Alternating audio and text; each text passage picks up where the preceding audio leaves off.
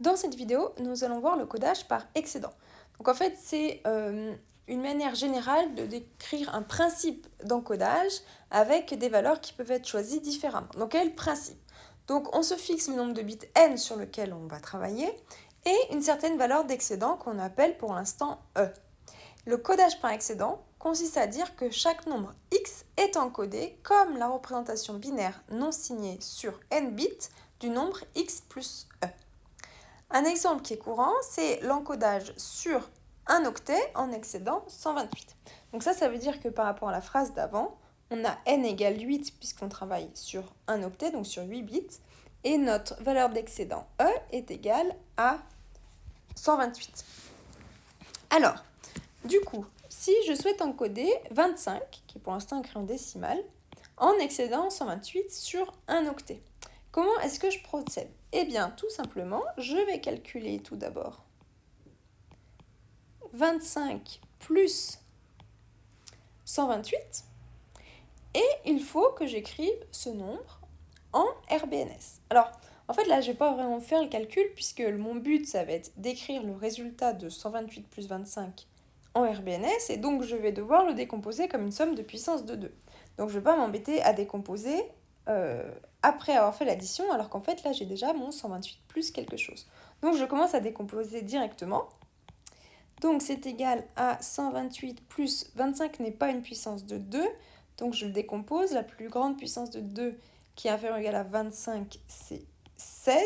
Et il reste 9. Donc, ça fait 128 plus 16 plus... Donc, la plus grande puissance de 2 qui tient à l'intérieur de 9, c'est 8. Et il me reste 1. Et là, ce sont toutes des puissances de 2. Donc, je m'arrête. Donc, je vais faire apparaître ce que j'avais préparé ici. Hop. Donc, il faut que je mette un 1, opposition de poids 128, 16, 8 et 1. Autrement dit, ici, ici, ici et ici. Et ensuite, je complète avec des zéros à la place des espaces vides. Voilà, et bien ça, c'est ceci. C'est la réponse pour l'encodage en excédant 128 sur un octet du nombre 25.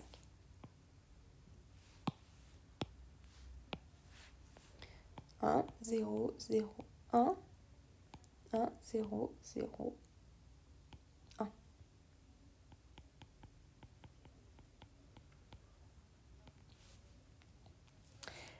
Maintenant, je vais encoder moins 25. Alors là, la règle n'est pas différente en fait entre les nombres positifs et négatifs.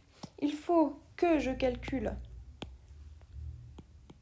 la valeur moins 25 plus 128 et que je l'écrive ensuite en RBNS. Donc, c'est égal à 103. Et 103, je le décompose comme une somme de puissance de 2 pour l'écrire en RBNS. Donc, c'est 64 plus 32 plus 4 plus 2 plus 1. Voilà, j'ai fait toutes les étapes d'un coup, mais vous pouvez écrire, c'est 64 plus quelque chose, vous calculez quelque chose, et ensuite vous allez voir que 32 rentre à l'intérieur de ce quelque chose, etc., etc. Et donc du coup, eh bien, je vais en prendre sur mon petit brouillon que j'avais ici. Hop. Donc, il faut que j'écrive un 1 au bit de poids 64, 32, 4, 2 et 1. Alors, 64, 32, 4, 2 et 1. Et je complète avec des zéros pour les autres positions. Et ça me donne le codage par excédent 128 sur un octet du nombre moins 25.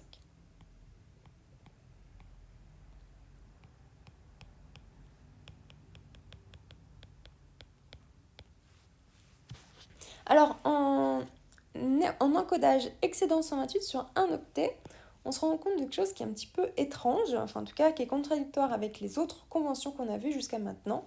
On se rend compte qu'un nombre positif ou nul aura toujours un bit de poids fort égal à 1, et un nombre négatif aura toujours un bit de poids fort égal à 0.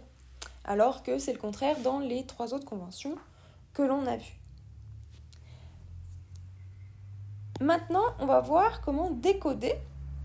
Donc j'ai écrit deux noms, mais on va voir qu'il y a une règle unique en fait pour décoder.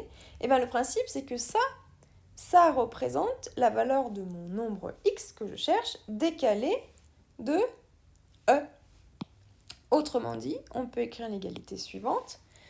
Cette suite de bits, si je l'interprète en RBNS, eh bien c'est égal à la valeur x que je cherche, plus 128 qui est la valeur de mon excédent. Donc ceci, je l'interprète en RBNS. Donc je vais écrire les poids. Donc ça c'est poids 1, 2, 4, 8, 16, 32, 64 et 128.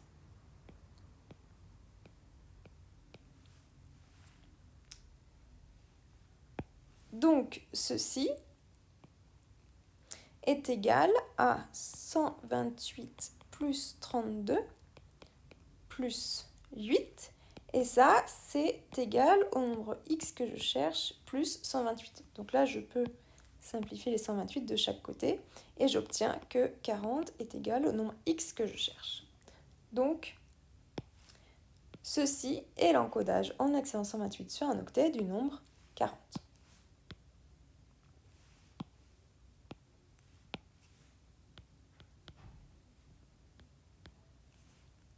Et donc, comme dit précédemment, on obtient à partir d'une suite de bits dont le bit de poids fort est à 1, un nombre qui est positif. C'est une grande différence avec les autres encodages qu'on a vus jusqu'à maintenant. Et je vais faire maintenant un deuxième décodage. Donc là, la règle est la même, on n'a pas besoin de distinguer suivant les bits de poids fort. Seulement là, comme on a un 0 comme bit de poids fort, on s'attend à tomber sur un résultat qui est négatif, mais la règle à appliquer est exactement la même.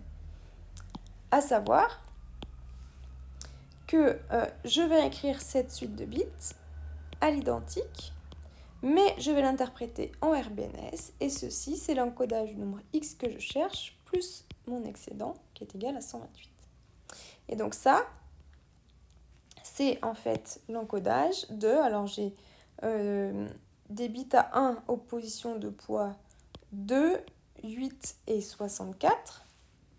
Donc c'est égal à 64 plus 8 plus 2. Et ceci est égal au nombre x que je cherche plus 128. Donc on peut en déduire que x est égal à 64 plus 8 plus 2 moins 128. Et ceci, c'est égal à moins 54. Donc ceci est l'encodage du nombre moins 54 en décimale. Donc je peux l'écrire maintenant ici.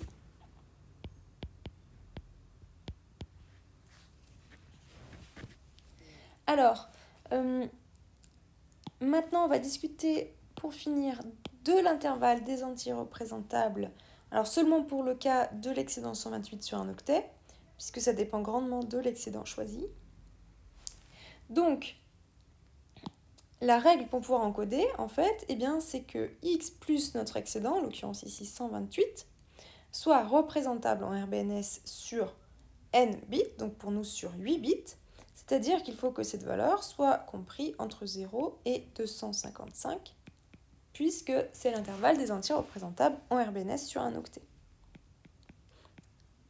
Et donc ça, si on soustrait 128 de chaque côté, on obtient que les entiers x que l'on peut représenter doivent être compris entre moins 128 et plus 127. Donc, on obtient cet intervalle de représentation qui ne passe par qu'une seule représentation de 0 au passage. Alors, on remarque que ça, c'est le même intervalle représentable que la notation complément à 2 sur un octet. Et il y a même quelque chose de plus fort.